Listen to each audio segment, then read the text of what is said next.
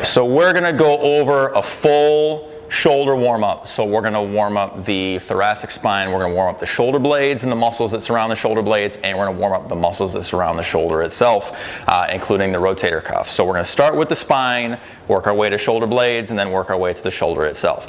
So we're gonna do a couple of things for the spine, both of which are gonna use a foam roller. Now the first thing that I'm gonna do is an extension for the thoracic spine, and we're gonna add in some work for the lats, because if the lats get super tight, they tend to pull the shoulder into a bit of inward rotation, makes it really hard to get your arms straight up over your head no matter what you do with your spine. So this is kind of like a nice little 2-for-1 sort of a thing.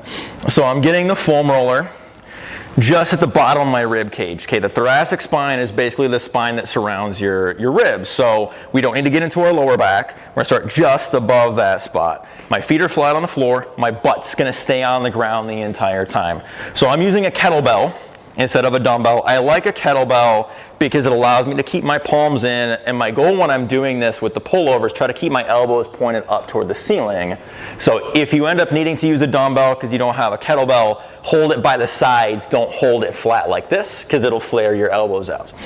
So what I'm gonna do is I'm gonna let the weight do a lot of the work here, but all I'm trying to do is trying to get the individual vertebrae of the spine to extend. You may hear some popping and some cracking, just like if you crack your knuckles. That's only going to be beneficial. It's not a necessity, but if it happens, it's not a bad thing. So I'm going to get the weight up over my head, right here. I'm going to inhale from this position. Okay. I'm going to take the weight back, trying to keep my elbows as up toward the ceiling as I can. My arms go back until they're right next to my head, and then I'm going to exhale as I pull that weight just right up over my head. There's no need to go any further. There's nothing really going on with gravity in this direction. So I'm going to do 1 or 2 reps in this spot right at the very base of my thoracic spine. Pull it up, and then I'm just going to shift down just a little bit. Okay, we don't need to make big movements. Again, inhale as I go back, keeping some tension through my abs. My abs are staying nice and braced, very packed. And then exhale, because I don't want to extend my lower back. I want to keep that nice and flat. So picture like you're holding a plank, but just flipped upside down. So we'll do 1 or 2 reps in each position. If you feel like you didn't quite get it the first time, just do an extra rep in that position.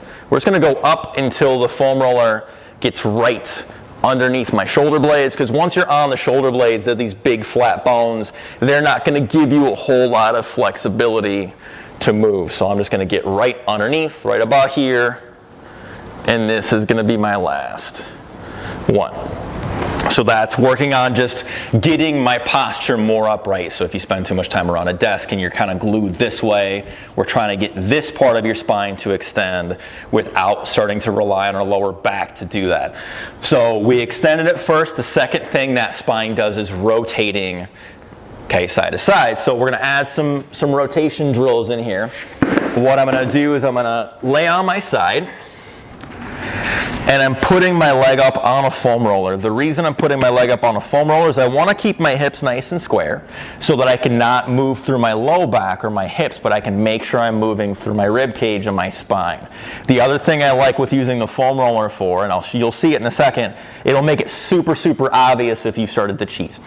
So what I'm going to do is I'm going to just lay on my side. I extend my bottom arm out. I pretty much start with one palm on the other. I'm going to inhale. And then as I rotate, I'm going to bring this arm all the way up. I'm going to try to reach this direction as far as I can. I'm going to exhale.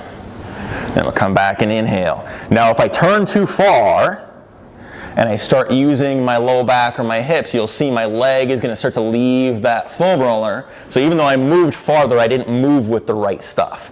So I want to keep this nice and glued here. I'll do maybe somewhere in the neighborhood of like 8 to 10 reps on each side. Usually once you feel like you're not really making any additional progress with your reps, you can kind of stop. But if you go, higher than 10 reps, you feel like you're continuing to move, by all means, go ahead. Obviously, we want to make sure we do both sides. Don't want to walk out of here feeling like I'm only mobile in one direction. Just inhale, exhale, inhale, exhale. Do 2 more.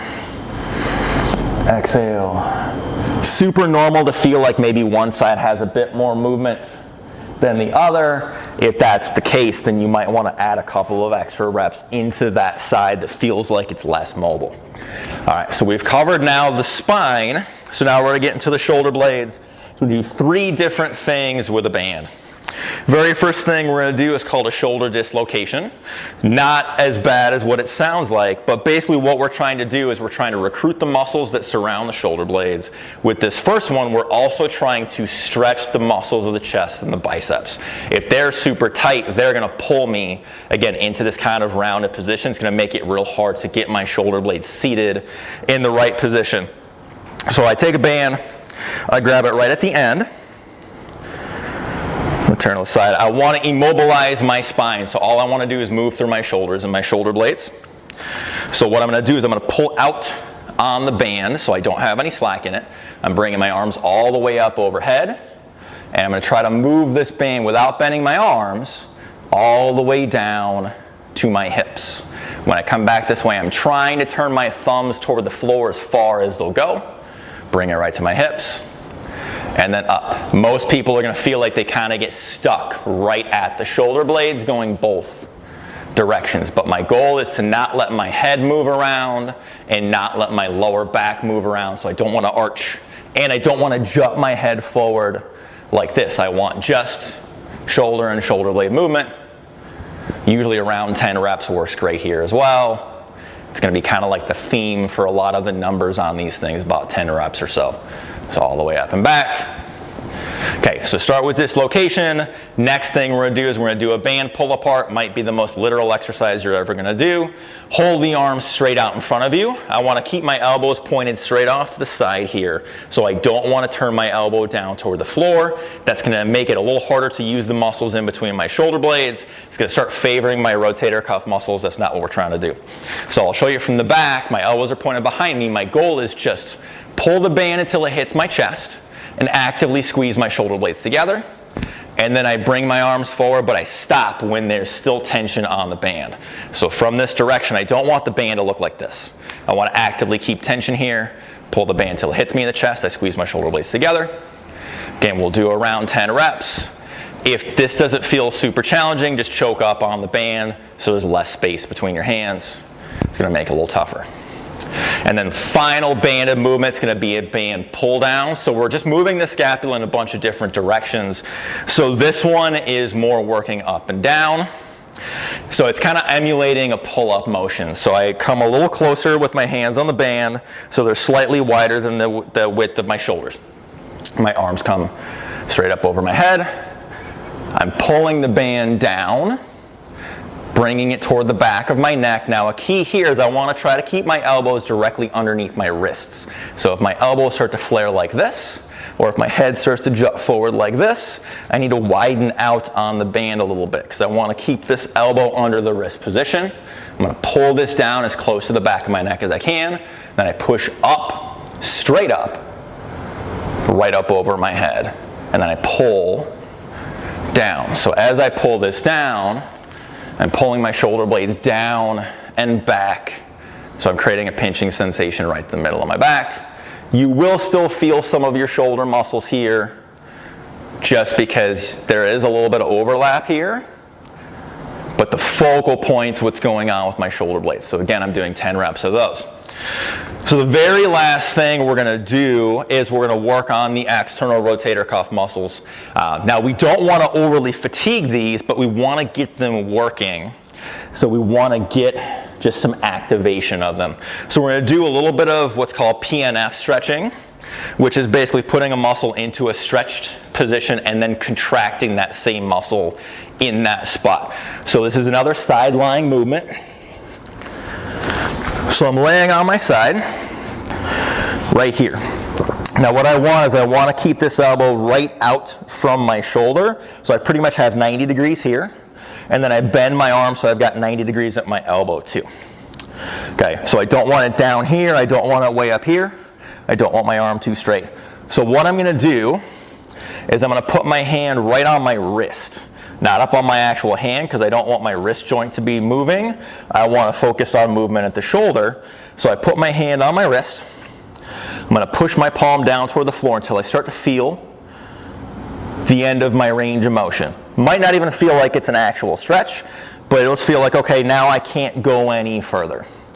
Once I'm in this position, what I'm gonna do is I'm gonna try to drive my hand into this hand over here. So I'm trying to push this arm this way. So I bring myself down.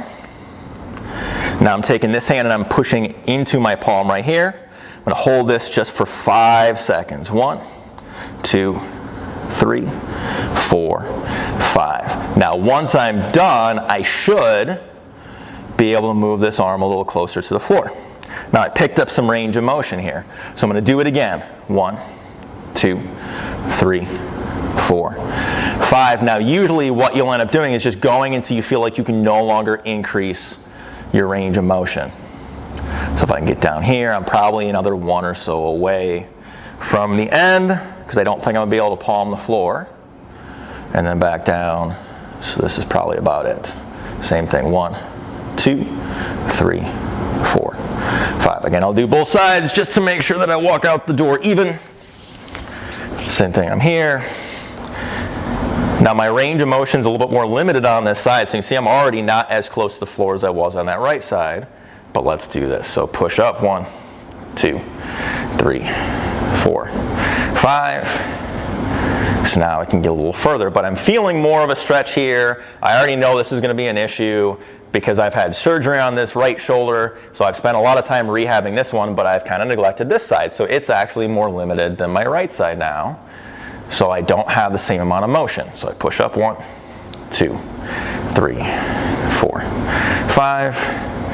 Get a little lower. I don't think I'm gonna be able to get quite as far on this one.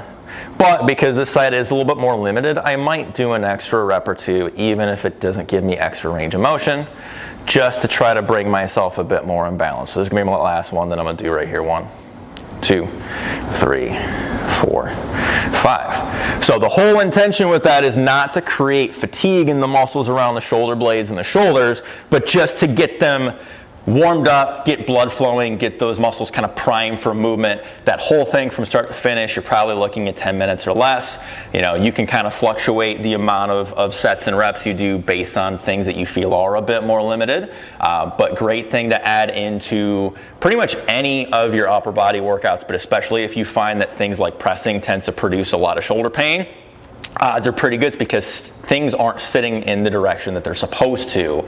So go through this first, get things to sit where they're supposed to and see if there's still pain. If there is, you're probably gonna need to see somebody, but if there's not, then the issue isn't the movements you're doing, it's that you're starting those movements in a bad spot. So give it a shot, let me know what you think.